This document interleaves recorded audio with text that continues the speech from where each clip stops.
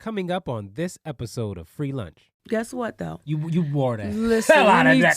That one outfit. Come on, listen. I wish I had another piece of paper to slam on this table. I fear roller coasters. It seemed like a lot was going on with 2 ropes. I was afraid of getting hit in the forehead. Summer is coming. Yeah. Ankles will be tagged if you're not jumping when Lady Carrie say jump. That's right. But from that moment, right immediately following that moment, I was overwhelmed with sadness suddenly. Because I had to realize this 30-something-year-old black man had never watched a sunrise. Now, I can't do nothing on a small scale. I really can't. I can't do anything on a small scale. You got to be, at least for the guys, it's just like you got to be 5'10" or taller. And I'm women too. I'm coming in right at 5'9", and I'm like, I should have worn my Timbs to the audition. It's Free Lunch Season 3 with a special thanks to our sponsors, Bullseye-LLC.com, Ready, Aim, Bullseye, where safety is our ammo, Gen1LLC.info, Generation 1 Logistics, taking pride in putting our carriers first and helping owner-operators get premium loads, stay organized, and increase profit, and ScarletOakCandleCo.com, the self-care experts. All right, let's take a deep breath. What's going on, everybody? It's your boy Freestyle Gospel, aka The Real Free, with another episode of Free Lunch. And I am so elated today because I got Lady Carrie in the building, y'all. Give it up for her. What's up? Yeah. What's up? And this is her first podcast, so I'm super hyped. First one. That's right. I'm first. Free Lunch first. Yes. How you feel about that? Does that have you like super like excited or super nervous? Well, I'm super nervous, but also super excited and grateful and thankful that you even thought of me. Yeah, absolutely. So how I came across Lady Carrie, is that okay That's for fine. Lady Carrie? Yes. I came across Facebook a post that was like, hey, she goes by Lady Carrie. Yeah. So I came across Lady Carrie doing my occasional social media scrolling. And I don't know about you guys. I like to do like what I call productive social media scrolling or consume. I'm very intentional about what I consume or go on to social media to consume. Mm-hmm. So for me, when I'm going through social media, I'm looking to find other,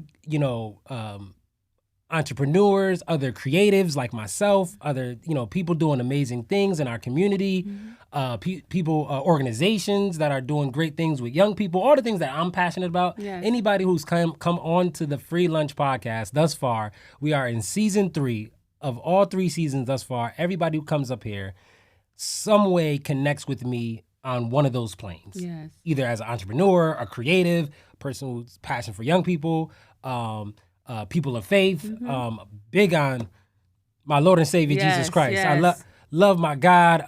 So some way we connect there. So for me, I'm doing my scrolling one day, and I come across Lady Carrie in a video snippet clip of you with your girls doing double dutch. Now for me, I just assume, I'm an 80s baby. Mm-hmm. Growing up here in New Haven, I thought double dutch was like died or something. Like I didn't know that there are, forget people or, kids or youth even doing it, but an entire organization, a double dutch team, or like this is a thing.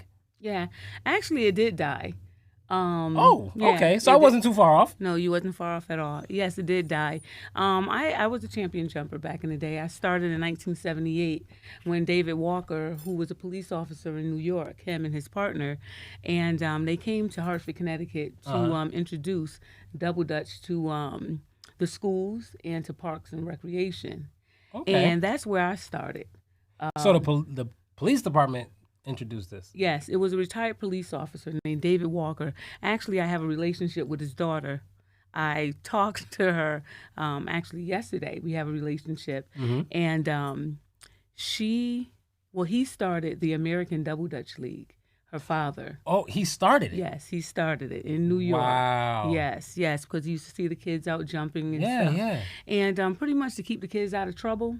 And this is a nationwide league. Yes, it is. This is not just Connecticut. Well, his daughter, he started out the American Double Dutch League, and then once he died, his daughter started the National Double Dutch League. So each year she does this thing called in December. It's called the holiday jump. I can't think of the name right now, but she does it every year. So she keeps it going. Okay. Yeah. And there's actual like a competition from across the country where teams are coming from each state or whatever competing? Absolutely. Actually, we were supposed to go to the World Championship in June, but I just got word yesterday that they canceled it for this year, which is saddened, but you know, things happen. I have had the honor to host the World in 2019. And where was that? That was in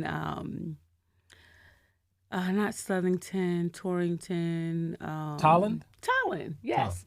I do my research, folks. Yes, yes, Tolland at Star Hill. I read a few things, you know. Anytime you know a superstar is coming to the studio, you got to be prepared, folks. Come on, don't be half preparing, you know. Seriously. Yeah, so it was at Star Hill Athletic Center, and it was nice.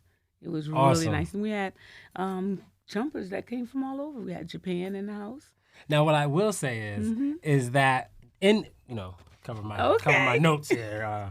In my research, right, I saw how do you pronounce the acronym? I was saying JADA.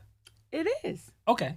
Now that's how my higher power gave it to me. He gave it to me just like that. Yeah. So I assumed that the acronym had something to do with Double Dutch, and upon my journalistic investigation research, it actually stands for Juvenile and Adult Diabetes Health Awareness. Yes. That's fire. And my higher power, I mean, when not to cut you off, I say that's fire specifically because me just having family members with diabetes, right? I know, when I read that, I immediately made the connection to the importance that Double Dutch brings to that is because exercise. Yes. So now you really do this really cool backdoor trick approach at attacking a very serious worldwide thing challenging many people's health and our young people. Yes. But it's super fun. Yes. Because they're just having fun. They're double dutch. I working in the school, I can't imagine present day or in recent years how difficult it was trying to just get kids to prepare for the testing that they do for physical things you have to do this in gym this assessment doing sit-ups or that stuff was so just boring or just the kids always complain but for many people they compartmentalize or put in the box the idea of exercise like that it's got to include lifting weights or I'm gonna have to just do jumping jacks or sit-ups and then you have somebody who's bringing Double Dutch back this thing that is very very much so a lot of cardio driven exercise working your butt off fun. And we attacking this diabetes. Yeah, and it's not only, the sport is not only for, for children, it's for adults as well. And I started to think of asking you before you came. I was I wonder if she got some jump rope in the car. Look, I don't go nowhere without my ropes. You know what? For real? And maybe we can. Well, I can. Listen. When we leave out the studio, right? I said, listen, I haven't touched a rope in I don't know how long, but because I saw some video clips up there, these young kids, and I'm like, you know what? I saw the single rope, kid was killing it. I said, I could probably single rope, a few times. So we're going to see. We're going to see what Free got, y'all. Yeah. You know what I mean? I'll be 40 next year. God bless. Praise God, But I feel like I could get some rope in. I've never been the Double Dutch type, though. Let me tell you. That's always growing up. I saw that, and it just... I don't know. It could probably have something to do with my fear of roller coasters. It seemed like a lot was going on with two ropes. I was afraid of getting hit in the forehead.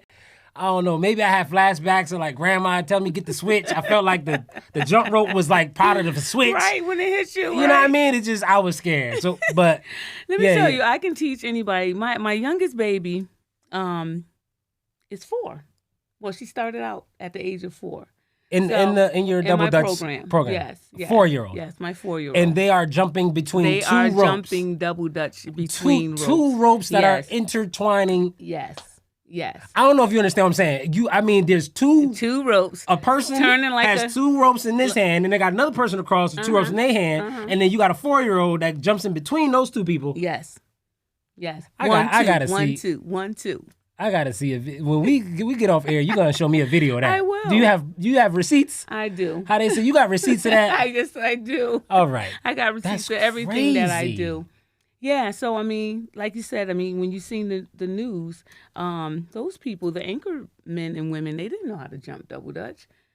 We taught them that day. Yeah, we taught them that day. So they call me the master. You know what? I'm calling out Ryan Christopher over there in New York. Ryan had me on his show here in New Haven before he had left Channel 8 and went to New York. He's on like daytime, I forget the morning New York show out there now. But he's always on Facebook. I'm always seeing his clips, being in the community, doing stuff. He called himself trying to like rap with me too. Okay. So I tried. I failed to try to teach him how to rap the lyrics or whatever. But I think you could get him his jump rope game right. I'm gonna reach out to him and tell him hit Lady Carrie up for some lessons. That's what I was just getting ready to say. And also, too, I got a little rap song going on, too. I don't have the... Yeah, I do. Someone wrote it for me. And she's been like... That's fine. Ghostwriters is fine. Everybody else doing it in the industry. Yeah. She was like, have you been rehearsing? And I haven't. And it's really dope, though. But once I get it together... Oh, she was asking you, have you been rehearsing? Yeah. But you have not? I have not. So, as in you're not prepared to share that I'm not prepared mic right to now. share it today. Do you have the lyrics? In the car. Oh, okay. I was gonna say, you can at least, maybe read them off. But they wrote it. Is it for they wrote it for the purpose of like the double Dutch or? Yeah. Okay, that's and cool. Pretty much talking about me and the double Dutch and a little bit of my life. So the 4-year-old is the youngest. Mm-hmm. What's the oldest? My oldest is 16. 16? Yeah. That's in the program right now. Is there like a limit, like a beginning threshold and limit to how old you could be? Like what's the threshold? No, it can be from 4 or 5. As soon as they know how to walk. So, yeah, no. As soon as they know how to run. No. No. They you got have a 4-year-old. I know, but we have some mature 4-year-olds, and then we have some, Okay. So all right. It depends on how mature, Makes sense. And yeah. But as an initial assessment, ladies and gentlemen, to the listeners out there, you might want to at least make sure your child could, run in a pretty stable manner. At least 5. Run a straight line, maybe. Yeah, like that. Follow directions like stop. Yeah, follow directions. Be able to stop. Don't jump in yet. Right. Otherwise, your kid come home with forehead welt marks. And also, listen to me. Listen to me. When I say hop, you hop, okay? Hop, hop, hop. Yes, because you don't want those ankles getting tagged. That too. Okay? Summer is coming. Yeah. Ankles will be tagged if you're not jumping when Lady Carrie say jump. That's right. That is amazing. The thing is, I gotta see it. We don't use the cords anymore like we used to use. Okay, yeah, because so yeah, you gotta bring stuff and bring me up to speed, present day. Because I'm thinking, around the corner from here, Elm Street, it's 1993. Mm-hmm. Somebody got the cable wire that they done cut out grandma's house that she not using no more and trying to put 2 ropes together. Mm-hmm. Telephone cords. Come on, man. Them things hurt back in the day. We was just trying to find something to have fun. We was just trying to find anything to swing. Yeah. So, all right, present day, what is the standard equipment? So right now I use, the ropes that I use, they are ropes that we use in competition. So they are, the original ropes that we use in competition. You can't use everything, any kind of rope. Okay. In competition. So is this like nylon rope or something like that? It's like a nylon, okay. But you can't just buy it off of eBay or buy it off Home Depot. Yeah, I can't get the Home Depot rope. No, you have to get it from the league. Okay. Yeah. And that's what everyone trains with. Yes. When they're with you. Yes. Makes sense. Yes. Okay. Yeah. Now, as far as you obviously being a former champion yourself, Yeah. you have this passion when it comes to the actual activity. Yes. Where does the passion for what Jada actually stands for, where does that come from? And then now, how did that kind of blending process happen? Okay, well, as you stated, that Jada's Foundation stands for Juvenile and Adult Diabetes Health Awareness and Family Ministries. And when I started out doing fashion shows. Because I used to model and do hair and fashion shows back in the day. And so one day I was sitting in my living room and I was like, I want to do a fashion show. And so my husband was like, okay, do it. But I had never done a fashion show before in my life. But I used to model and model in fashion shows, but I never did one.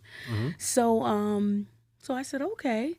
And but he said, you got to put like a cause to it though. You don't want to just be doing stuff just to be doing stuff. And then that's when my higher power had gave me the name Jada.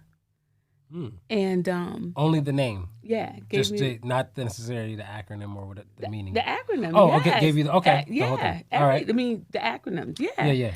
And but I knew that it was going to be for diabetes because I have family members that have. That's one of my. It's really dear to me because I have family members that have diabetes that has passed on with diabetes. So I took that cause, under my wing, and a lot of people ask me, and they was like, "Are you diabetic?" And I'm like, "No, I'm just passionate about diabetes." But I'm also an advocate for the American Diabetes Association. So what I used to do is raise all of this money to give back to the American Diabetes Association. So my husband was like, "You was hustling for somebody else." He was like, "You giving them all the money?" I was like, "Yeah, because we got to find a cure, for diabetes, and they doing all of this testing and stuff, and my heart was there, I want to be able to help the people and stuff like that. Them organizations love people that their heart is there. Yeah, they could depend on you. Yeah, to bring them that money. Yeah, and they was doing that, and I got awarded and everything. I have plaques and stuff, for being one of their big, advocate, and So when I started doing when I did my first fashion show, my higher power, God, I mean, he ordered my steps from the beginning to the end. Like I said, I had no idea as far as how to do it. And so, he directed me to the People for Clothes, everything that I visualized. Yeah, he directed me to go to all those people and went and but that's it's not even crazy. But the thing is, when he gave me the vision, he said big. Yeah. So now I can't do nothing on a small scale. I really can't. I can't do anything on a small scale. Yeah. So I did my first fashion show, and the reason why I did the fashion show is because when they go to the doctor, you remember back in the day they call it sugar diabetes. Yes. And so when you get diagnosed with sugar diabetes, they don't really tell you that there's people and that there's information and that there's other things out there to be able to support you and help you when you have diabetes. Our people, when we get diagnosed with diabetes, we're like, oh, this is the end of the world, because you always hear people dying of diabetes and stuff like that and losing limbs and stuff. So people kind of just give up on themselves. So I said, well, my fashion shows, for people that have diabetes, you can live. You can still live with diabetes. So with the fashion shows, I had people in my fashion shows that had diabetes and that didn't have diabetes. But my thing was geared to building up the self-esteem, for those who did have diabetes. Yeah. And, let them know that everyone is beautiful in their own way, But my first fashion show was at Weaver High School. I don't know. Are you familiar Weaver No. High School? Well, Weaver High School, I think they hold up to like, what, 2,500 Is that people? in Hartford? 3,000 people? Yeah. And that was my first venue. And you packed it was it out? Actually, I mean, it was packed. I mean, it wasn't all those people, you know, but it was packed. Had a few hundreds. Yeah, for my first show. And it was a musical fashion show. So I had gospel artists there. You know, they were singing, and then I had When's the next show? When is the next show? Is the next fashion show coming up soon? Actually, you know what? I had kind of like put it on the side because I was trying to get the Double Dutch going because it's been 2 years now. I used to do it every year for like, my last show was like 7 years ago. 7. Okay. Yeah, like 7, I think. Yeah. Nah. 3 years ago. All right. Because I was trying to get the Double Dutch going off. But I am due. I was working on doing a fashion show. Because I've been trying to get my model on low key. I've been trying to get my modeling on. Give it up. No, get it on. Oh, are you? Get my modeling. Okay. You know?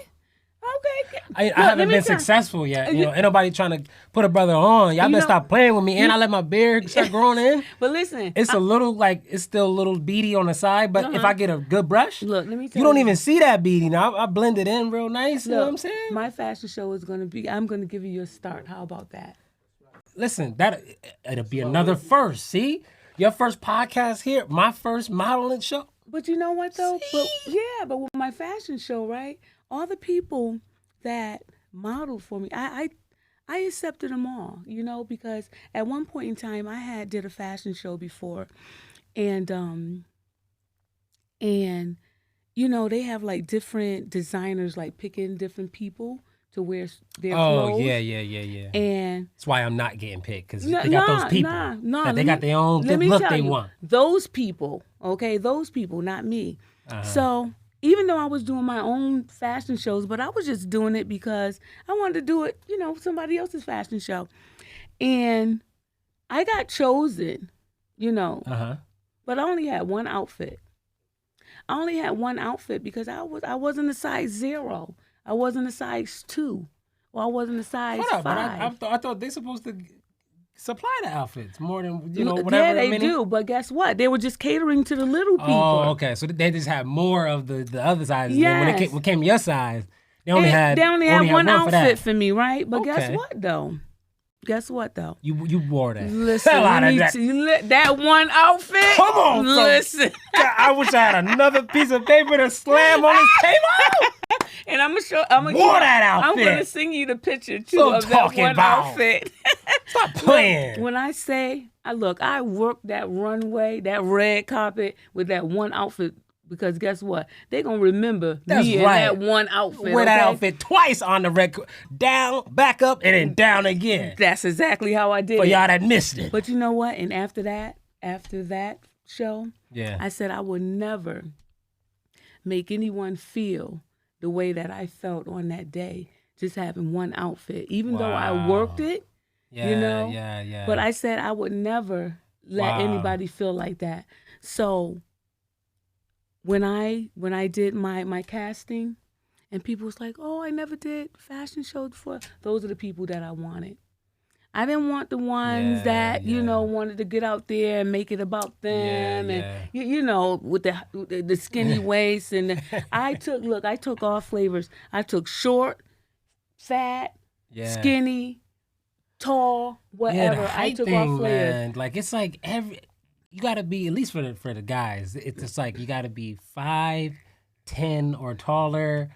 And for the women too. I'm coming in right at 5'9", and I'm like, I should have wore my Timbs to the audition.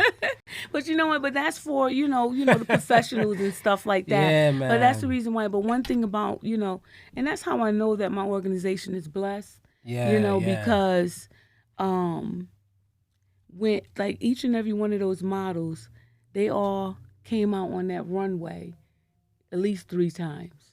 Everybody at least came out 3 times. And I provided all the clothes. They did not have to use none of their clothes. The only thing they had to provide was shoes. I made sure that their hair was done. So you made the clothes? Or I didn't make the clothes. I had designers. Oh, designers who make. Okay, right. yeah. Yep, to do it for me. So that was Awesome. Yeah. You got to do that again. Yeah, I am. Actually, I was we're planning to do it for December, but I don't think I would be able to pull it off for December. Not the way that I would like to do it.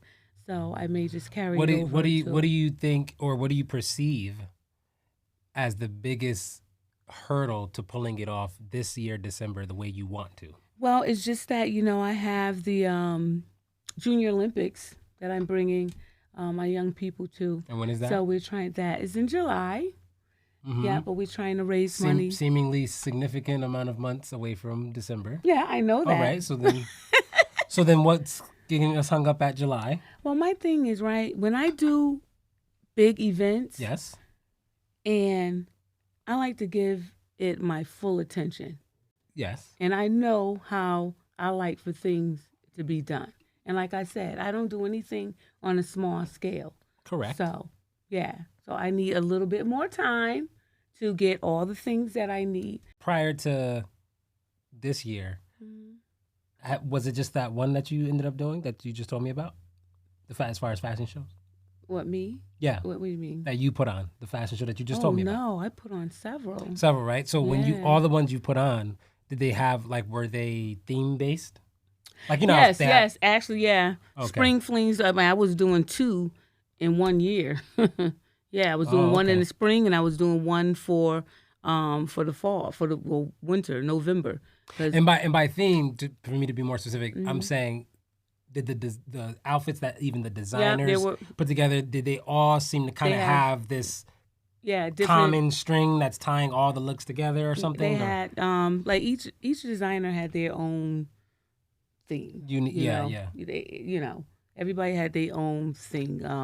We had one young lady, she did African attire. Okay. Then I had a female that did all men clothes. She didn't do women clothes for the but I always had different themes when I put on a fashion show.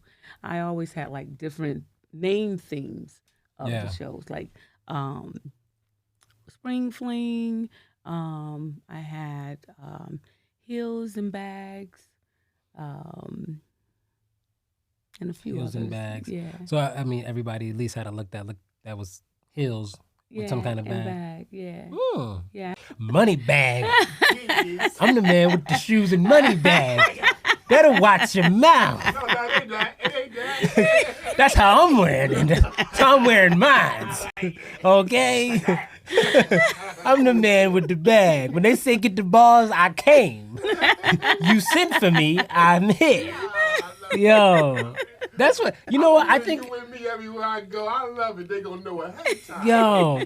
But that's what I actually love about the arts really as a whole. Yeah. The arts, whether it's fashion, whether it's music, whether painting, art, whatever it is. I've had just about almost every kind of artist in this studio at this point. And that's where I find the affinity with the creative as a whole. Like the individual creative, no matter what space you create in, you have this access or ability to tap into this infinite power. And for me, my faith system, I believe I'm made in the image of the best creator, right? So as a creative myself, when I tap into my creative space, it is like the opium of every single thing ugly, adversarial happening in our life. It is truly the opium for the people to be able to tap into that space. I don't care what you're going through. Or for me, let me just speak about me because I can't talk about nobody else's experience in their creative process.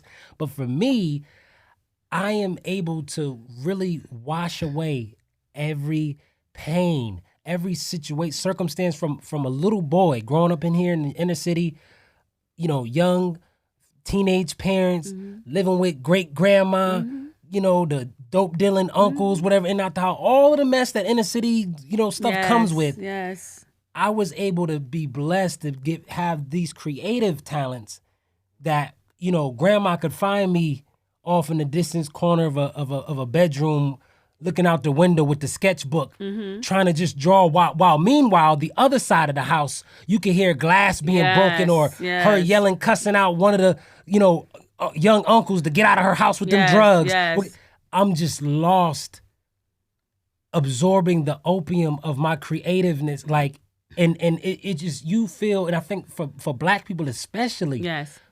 when we could feel so burdened and bogged down emotionally with whatever's happening around us in our environment, we need something to be able to tap into, to be able to transcend and rise above whatever's happening right here. Yes. Right now in front of you. You know, you need that escape. And some people, they go to drugs. Some people go to, you know, really unhealthy and damaging things.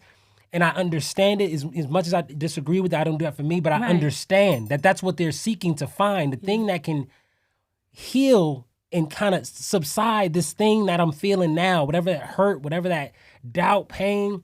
Find your creative space, man. And for people like you to offer those settings to encourage someone else, you know, like my man said, you got patchy beard. Hey, we got a spot for you in the show. Right. Because there's no other. If you're truly what I would refer to you as a child of God. Yes. You like creating your own space, but you know what people like you and me love even more?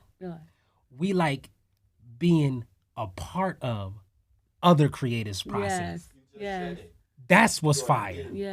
And you know what? And when you were saying about, you know, as far as even with the kids in the Double Dutch, and even though sometimes, you know, I get like frustrated, you know, and sometimes I feel like, you know what, I don't feel like going today.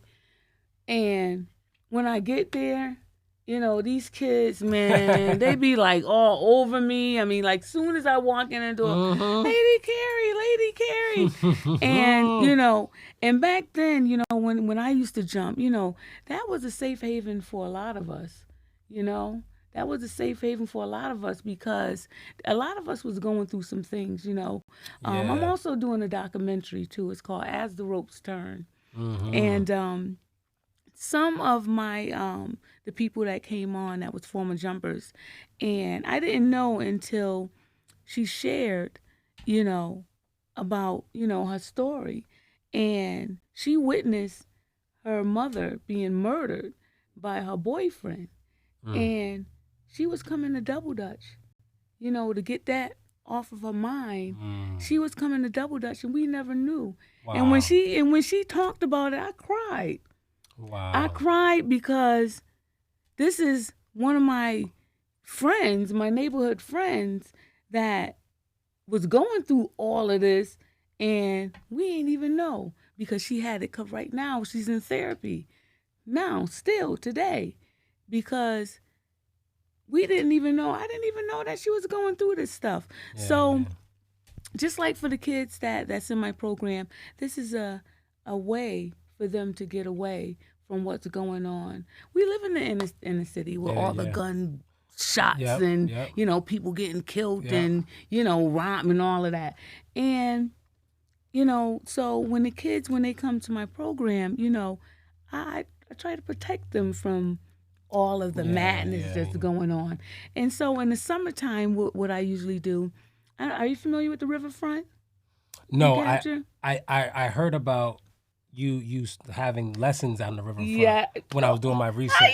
How you know? I do my research. Yes. Didn't I tell her that when I have a superstar coming to... Yes, and actually that was my reasoning, you know, my reasoning of bringing the kids up there, even though we still in the city, you know, but up there is like we somewhere else.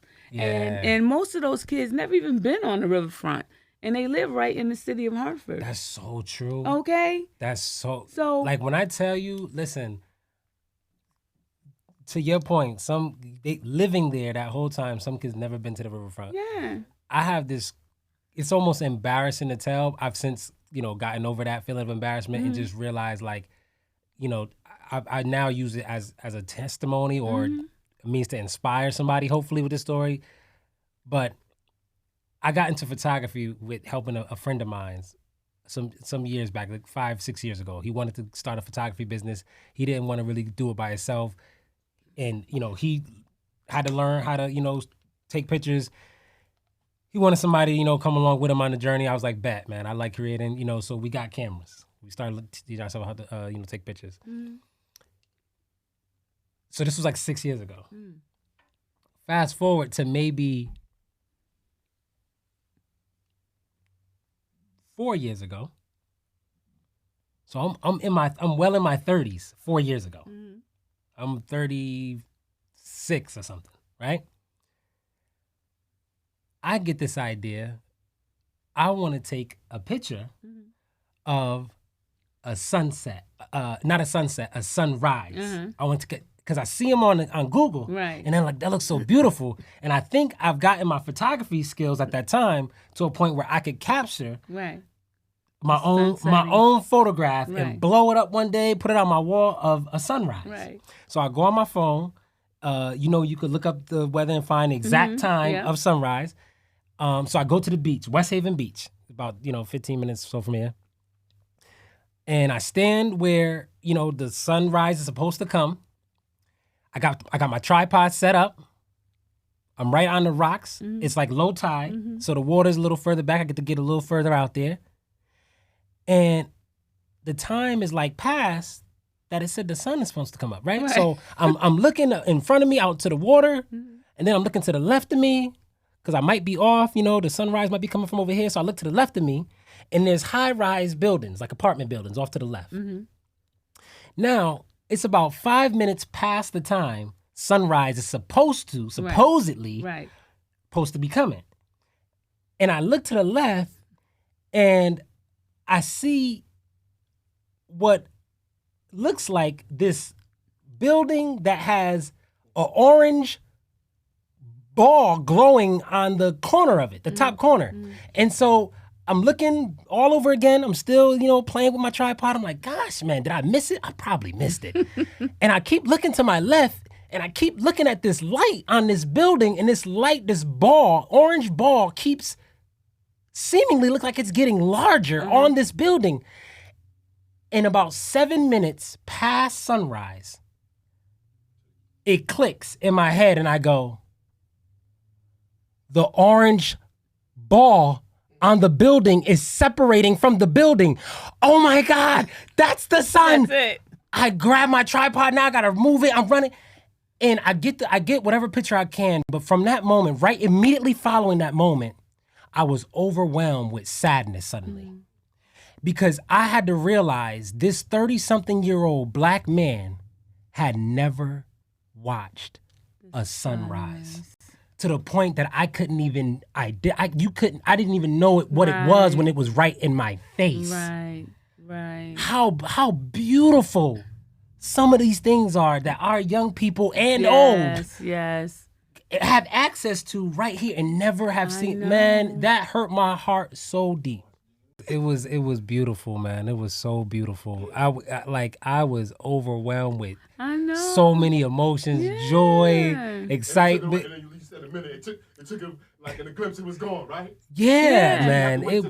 That's why I'm like fumbling with the tripod. I gotta move my tripod in a whole nother direction now. Cause you expected it to come that way. Yeah, man. I had everything set up. Do your homework for the next day. Yo, do your homework. It was just magnificent. But it's those experiences that I can appreciate other creatives like you who are allowing yourself to be a conduit for God's that infinite creative, power, inspiration to run through you. Not to be a thing that just houses energy, but lets it be a conduit and flow. I don't want it to stop at me or whatever it is that I'm being gifted with, which is why even the studio space, I've been able to, as a means for just, helping pay my bills, generating revenue. Right. I do, voiceover work out of this studio. Okay. I do my podcast, and that's what I do full time. Nice. But a lot of the income generated from here has been as a result of executive producing seven other podcasts from here. Yes. So other people who have a vision for a podcast or an idea, they can bring their vision here. Right. And rent my equipment, my space. You know what I mean? It's over $3,000 worth of equipment. Right. It's here, and I'm able to help other creatives. Right. Being, again, that conduit. Yes. So I can see and help someone else's vision come from one place to the next space. Yes. And I tell them all the time as well, like when they come here, it's one married couple that does their podcast out of here. And, because I'm involved in acting. Right. There's times, I do voiceover acting here. I have a project coming up in a couple of months where I might have to go away. I'm always keeping them updated because the studio schedule changes accordingly. So I'm not here for weeks at a time. And one of the couple said, "Well, you need to let us know when you're not gonna be here, because what are we gonna do without you when you leave?" And I told him, "Well, for me, it was never part of the plan for you to be tied to me and stop here. This was just another stepping stone on your journey. Just like me planting seeds, planting seeds with the kids. I don't plan to, nor will I get looking to get rich off of one of you guys or someone else, another creative. Right.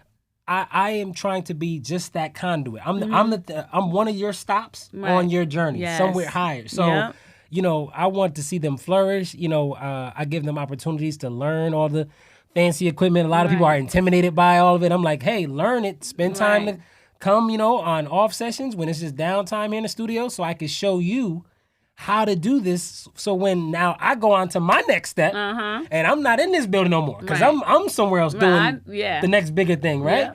You can still carry on whatever it is your vision is. Don't come back talking about, I still have your talent. Make that make more. Right? Hey, I'm trying to leave it all on the table. I'm trying to have nothing left. I'm using everything I can. That's it. Yeah. Hey, so just like all our other episodes that we've had, Lady Carrie, as we get ready to wrap up this episode, it's called Free Lunch. Free lunch. Meant to be as a double entendre. So just the way lunch edifies the body is free lunch, free food for your soul. So we leave every episode and end with something that can edify the soul, like lunch edifies the body. Yeah. Right? So if you could leave the listeners today with anything from our conversation or something that's brand new, something that we haven't said yet, what is it you would like to leave the people with today that could be edifying for their soul? Well, what I would like to leave with the people on today is that whatever you put your mind to, you can do. Just like, when I started Jada Foundation, and did the fashion show, I had no idea how to put on a fashion show. But in my head, I knew that you needed clothes. So I knew that I needed designers. I knew that I needed certain things, So when those things popped up in my head of the things that I needed, I said, okay, so I got to go to this person to get those things that I need. So I just leave that. I mean, whatever it is that you desire to do it. You can do it. Go for it.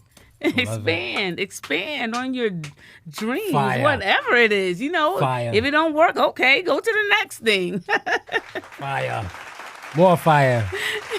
Awesome. Thank you so much for that. I usually, probably 70% of the time after having the guest share, their edifying thing, to the soul, to the people, I usually have something else 70% of the time. And then, it's those times like now, it's like, that was it. That was good. It's just right. I'm gonna let that be the last thing that the people hear, is meditate on that. You could do whatever.